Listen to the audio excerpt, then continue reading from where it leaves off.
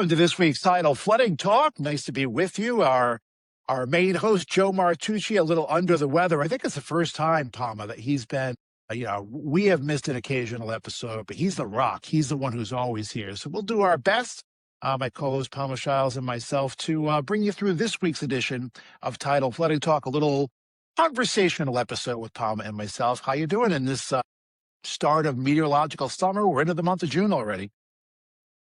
I'm trying to get used to the weather. Every morning I'm like, should I put on boots? Should I put on sandals? I don't know. Because, it's still like in the 50s in the morning, but then you see it's going to be close to 80 in the afternoon. So I'm in that like awkward outfit time of the season. And Yeah, we got to get shout those. out to, I'm sorry, go ahead. I was going to say shout out to Joe because the last time he was sick, he was still here and he had a fever. Yeah, it's absolutely a well-deserved day. He's the guy who doesn't like to take sick days and would be here if he absolutely could. So if he's not here, he's really under the weather. I agree. And so yeah, we'll just have a little conversation this week. We're into hurricane season now, with June 1st to November 30th, supposed to be a below average season. That's good. Nothing brewing out there right now. And you kind of mentioned the up and down temperatures at the shore. One day it's 80s, the next day it's 50s. It all depends on what the way that wind is blowing. We do have to get those ocean temperatures up. They've been pretty chilly so far this spring. So once we can get those ocean temperatures up, that shore to mainland difference won't be as dramatic as it's been. So, Dan, I think I'll start with, you're a seasoned meteorologist and you've done a lot of your career here at the Jersey Shore. So, what makes weather forecasting so unique here at the Jersey Shore? Unique is a great word, challenging because of that uniqueness. And it's ultimately, it's a flat piece of land. Like there's no mountains and valleys in southern New Jersey. It's flat. You have the ocean, you have the Delaware Bay. Therein lies part of the problem because you have breezes coming off Delaware Bay, meeting breezes coming in off the Atlantic Ocean. Sometimes you have weather that can be just shore and mainland different. Sometimes different shore towns can be different than other shore towns. Like the Cape May beaches are warm, the Atlantic County beaches are cold. It's amazing the variety you have without the elevation change and without all the topography you have in other parts of the country. It's a small corner of the world that I think Joe would agree, and any meteorologist that forecasts South Jersey, it's unique, it's challenging, and we love seeing what Mother Nature throws at us. And it also humbles us too. When we mess up the forecast, we're always learning. Our education never stops because South Jersey weather's always teaching us something. And I remember on one of our first Tidal Flooding Talk episodes, we had meteorologist Jim Everwine on, and he said that here in South Jersey, flooding is a year-round threat. Tidal flooding happens all the seasons. So could you tell us more about why flooding can happen on a perfectly sunny day? Yeah, and locals know that, right? You live down the shore, it's a year-round threat. And it's those sunny, warm, 90-degree days in the summertime where tidal flooding is the farthest thing from your mind, especially if you're a vacationer. You're saying, okay, streets are going to be dry, I'm going to walk to the beach, and then you're kind of walking around flooded areas on a sunny day. And, yes, rain can exacerbate flooding. And if you have obviously a nor'easter, a hurricane, or tropical storm, that's absolutely going to bring tidal flooding. But no, flooding is a year-round threat, like you said, even on a sunny day, even when high pressure is in firm control of our weather, even if it's 95 degrees. But it's a function of the tides. So if we're at a full moon or new moon and the tides are astronomically high, you don't need much to bring flooding into the Jersey Shore. And then wind. So if you have a full moon and that perfect northeast wind that pushes all the water into the back bays and keeps it there, locks it in during high tide, that comes up through the drains, and voila, you have, sunny day flooding. And it's the strangest thing, right? When you see it, because it's kind of counterintuitive. How could it be flooding on a sunny day? But it's one of those unique things. Let's go back to that word unique that makes the Jersey Shore what it is weather-wise. So sunny day flooding. And it's something that happens, repeatedly throughout the year sometimes. And I guess, Palma, on that note, with tidal flooding, in your line of work, what are some of the common misconceptions people have, about flood zones? Like if they are or aren't in a flood zone, and some of the misconceptions that go along with that. Yeah, flood zones, I think big misconception would be if you're not in a flood zone, you're not going to flood. But realistically, those flood zones, they're just lines on a map, right? But if it's going to flood and there's a major flooding event, I don't think the tidal floodwaters are going to say, "Whoa, wait a second. There's the line I can't cross. Not a flood zone over there." So I think people should, keep that in mind too. It's always better safe than sorry to get flood insurance even if you're not in a flood zone because there's always that risk.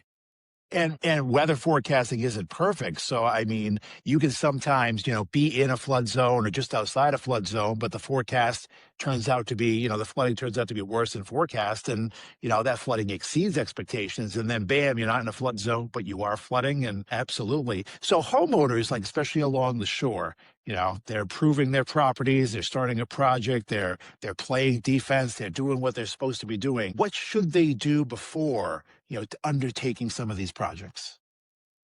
So I think there's a few things that homeowners should do right away, and that could be to contact your local municipality, the construction office, zoning, kind of get an understanding of what they're going to expect. And also check out their website because a lot of times municipalities will have a lot of information right on their website. And then also lean on your design professionals.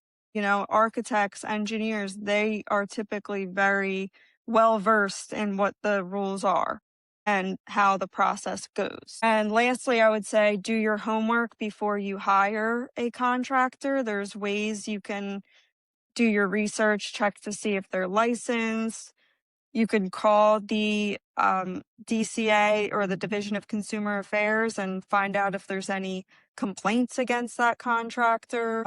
And just don't pay them any lump sums of cash up front or anything like that. Always have a written contract, and pay attention to red flags because in the construction office, we might see or hear all of these horror stories about a particular contractor, but we can never say how we feel about a contractor because that would be unethical for good Right. reasons. Like we shouldn't have that ability.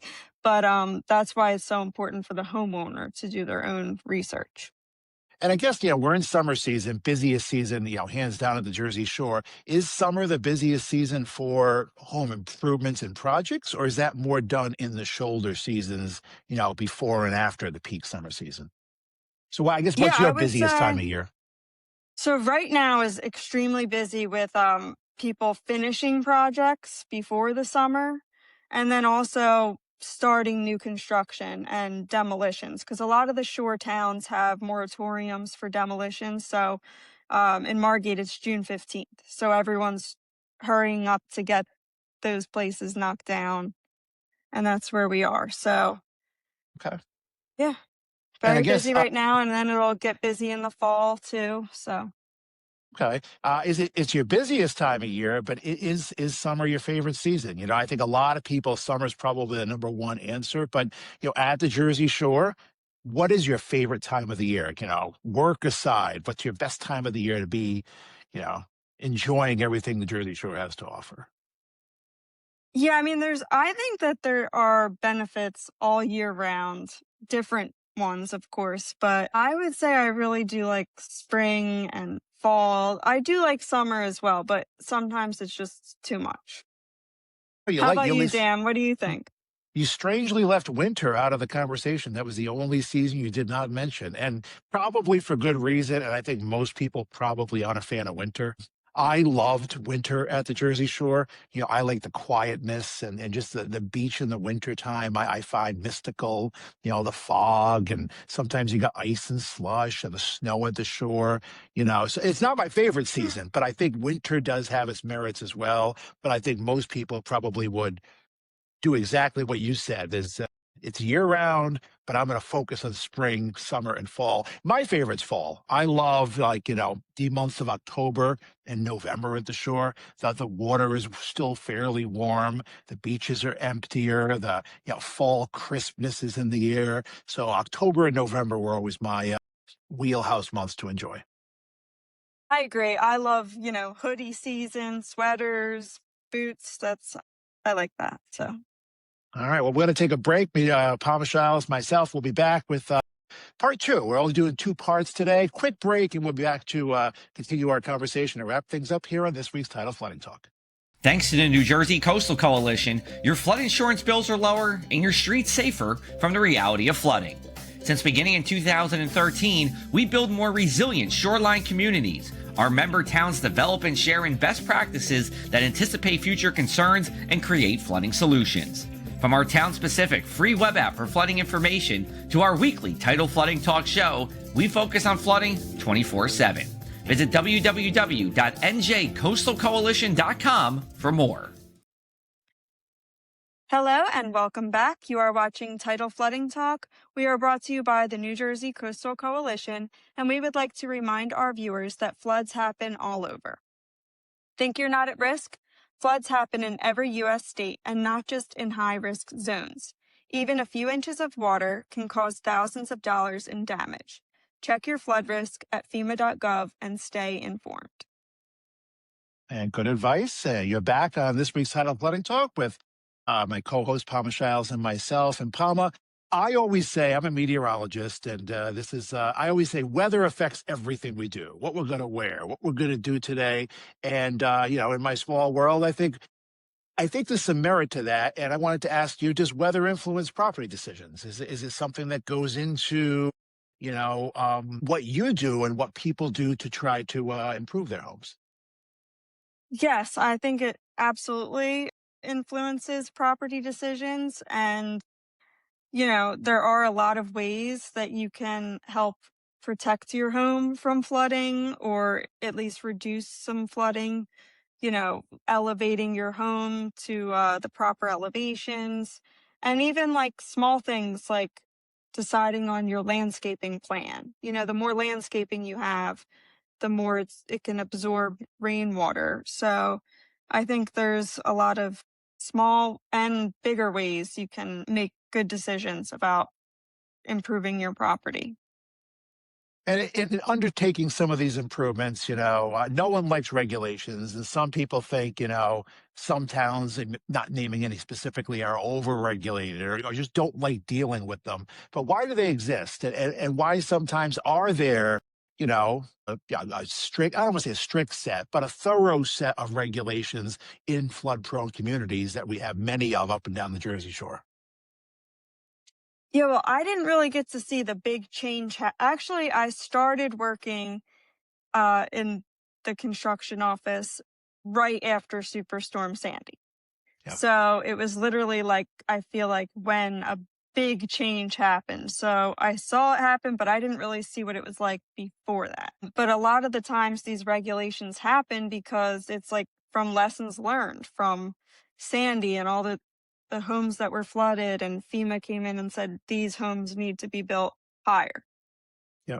And it's hard to believe we're already coming up on what? This is the 15th anniversary this year of Irene, which was a storm that wasn't as bad as forecast. And then next year will be the 15th anniversary of Sandy, which was every bit as bad as forecast. It's hard to believe, a decade and a half since those kind of benchmark storms struck the Jersey Shore. To end our show tonight, Dan, I'll ask you, what is one thing meteorologists wish the public understood? That's a good question. I always wish that people would know that we take forecasting personally, and when we are wrong, we feel it personally. So it's not like we just blow it off and on to the next one. We're very humbled by Mother Nature when she teaches us a lesson.